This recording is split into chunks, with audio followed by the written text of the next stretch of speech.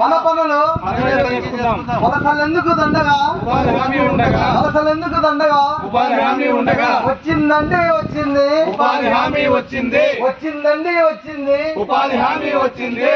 నమస్కారం, నా పేరు కన్నారెడ్డి. సామాజిక విభాగంలో రాష్ట్ర స్థాయి రిసోర్స్ పర్సన్గా పనిచేస్తున్నాను. ఈ ర్యాలీకి విచ్చేసినటువంటి ఓవులవారిపల్లి గ్రామస్తులకు, అదేవిధంగా గ్రామ పెద్దలకు, ఉపాధి హామీ శ్రామికులకు అందరికీ కూడా స్వాగతం సుస్వాగతం. మనకి మహాత్మా గాంధీ జాతీయ గ్రామీణ ఉపాధి హామీ చట్టం అనేది 2005లో రావడం జరిగింది. ఈ చట్టం అనేది మనకి అంత సులువుగా అనేది రాలేదు.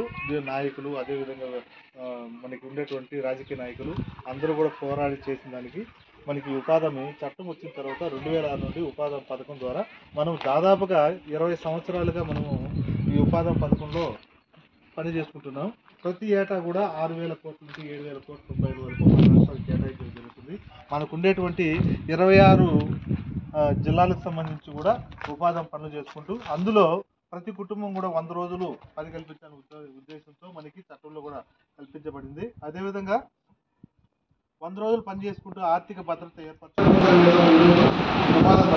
అంటే ఇప్పుడు రైతులు చేస్తున్న ఈ ఓవులవారిపల్లి మండలంలో మనకి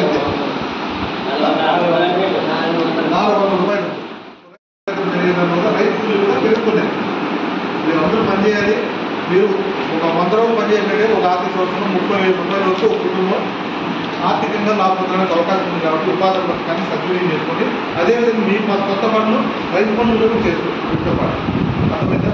వీటి వల్ల మీరు కష్టపడటం వల్ల మీ గ్రామమే కాదు, మీరు వ్యక్తిగతంగా లాభపడుతూ మీ పొలాల్లో అత్యంత సాగు చేసుకుంటూ మీరు కావాల్సినటువంటి పంటలో పెట్టుకోవడానికి అవకాశం ఉంది.